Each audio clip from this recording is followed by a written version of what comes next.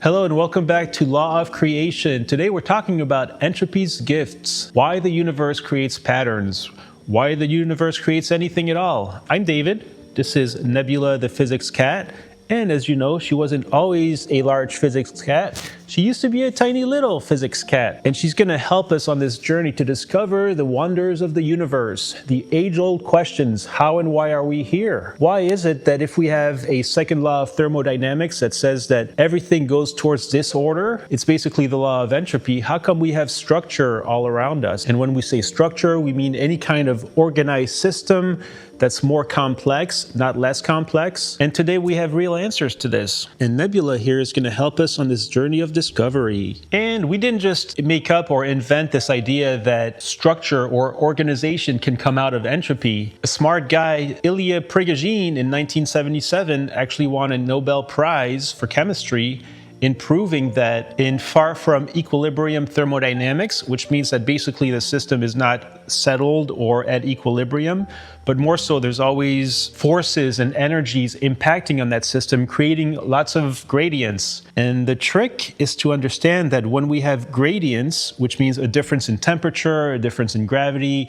a difference of chemical concentrations, they're like little batteries waiting to do something. And if the universe finds a configuration that's more entropic or that allows more energy and material to flow per unit of time, then that structure will be the prevalent one, or the optimally dissipative configuration. So one way of looking at it is that entropy always wants to find the path that gives the most flow, the most movement of matter and energy, given all the parameters that it has on hand. And we can begin to see this phenomenon of structure if we, let's say, blow out a candle or watch some smoke, create swirls and patterns.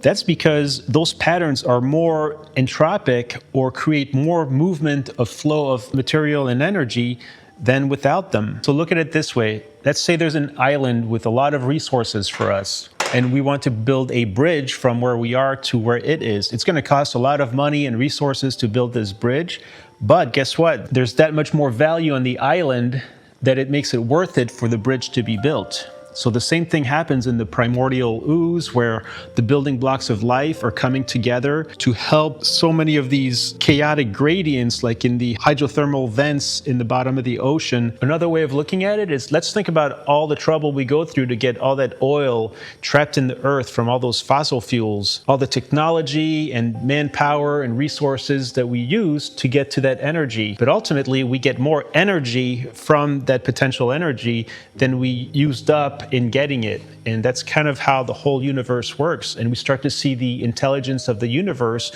when we start to compare how we act and behave and actually exist, because that's how the universe does everything else also, building galaxies, nebulae, stars, planets, and how life emerges from those building blocks. So let's go for a little walk, maybe up to the Galileo corner. So we didn't just come up with this idea of ODC, optimally dissipative configuration, and the fact that entropy actually creates structure in order to move more efficiently. Ilya Prigogine in 1977 was awarded the Nobel Prize for proving that discovery. That's almost 50 years ago. I only found out about this about 3-4 years ago when I was re-asking those basic human questions of how and why are we here?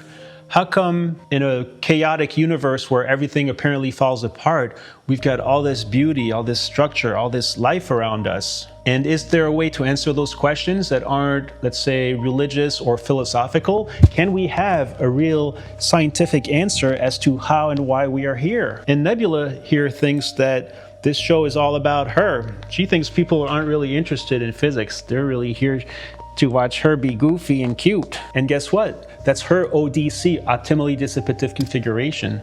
If she's not given the attention that she feels she deserves, she's going to act in a way where she's going to get that attention that she wants and deserves. But why is it if 1977 we had this, I would call it a law of creation, that we've never heard of it? I went through 4 years of biology college, and not once did we engage in the conversation of how and why we are here. And I think it might be because the question itself can be touchy, because if you ask humans around the world what they think about that, pretty much everyone's going to have a different answer. But could we get to a point where we agree and understand that there is a law of creation, it explains how and why we're here, and we don't need to fight over it anymore? I call this area up here the Galileo corner, because there was a time when we absolutely knew that the Earth was the center of the universe. We knew this because that's what we can see from our point of view. Everything radiates from around us. But somebody came along with a telescope and took careful notes and actually discovered without question that, oh wow, we're actually one of many planets around one star, our sun. And guess what? There's many other stars out there, and we're not the only one. And that news, although completely true and undisputable, was not well received because it sometimes conflicts with our belief systems, which is perfectly natural, because part of being a successful civilization is to have belief systems and to have people unite in a common understanding of things. Let's see if we can make a transition to the chalkboard with Nebula, the physics cat. She's so helpful. She likes to contribute.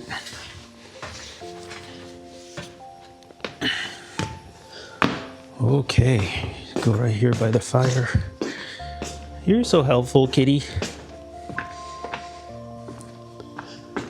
So what self-respecting mad scientist could talk about a law of creation if we didn't have a formula for it? And we have just that for you. This is the law of creation. So the concept by which order emerges from disorder is called ODC, Optimally Dissipative Configuration. And it's a very broad term that applies not only to atoms and molecules organizing themselves into what we eventually call life, but it emerges also in everything that we do. So if you think about how your kitchen is organized, it's not randomly organized, but it's in a state that the human who's responsible for it feels that that's the best way it should be for everything that needs to be done. So here's how it works. The configuration, whether it be a human invention or the primordial soup creating life for the first time, or even an idea that we generate in our brains, or building the best bridge possible from where we are to that island with all the resources, what happens is that we, or the universe, take the best configuration, here this is a physics term, the argument of the maximum, of whatever configuration produces the best rate of entropy, or movement of flow, or flow of energy and matter. With it, it's constraints. So the constraints happens to be the parameters of the system.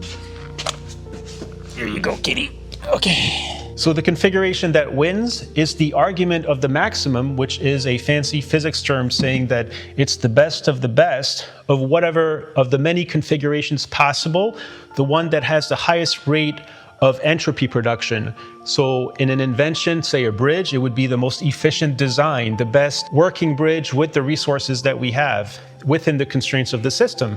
And so here we start to see the intelligence of the universe, because whether it's atoms and molecules in the primordial soup, selecting or making the choice intelligently of the best entropy producing configuration. So here it's learning, it's experimenting within the constraints and parameters of the system, becomes the ultimate optimally dissipative configuration. So why such a complex term, optimally dissipative configuration, when we talk about entropy's gifts? Because it's the broadest term, it's the lowest common denominator between us, our ideas, and atoms and molecules. So this is our optimally dissipative configuration set of mini wheels. Here's your ODC there in the center. And by optimally, we mean the best, the foremost, the leading, the maximum, the highest, the ultimate. By dissipative, we mean adaptive, successful, productive, evolving. Do you see where this is going? Like it's whatever moves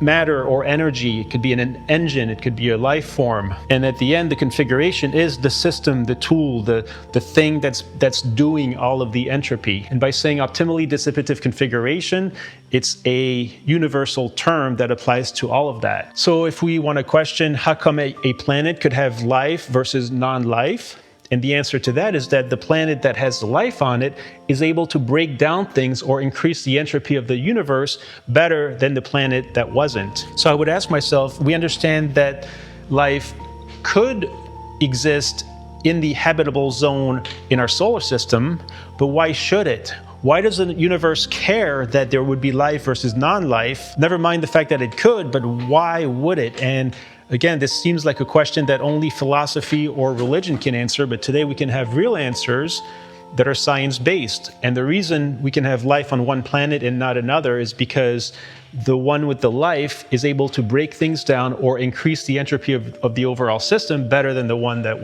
didn't have that. So hopefully some of this makes sense. Ow!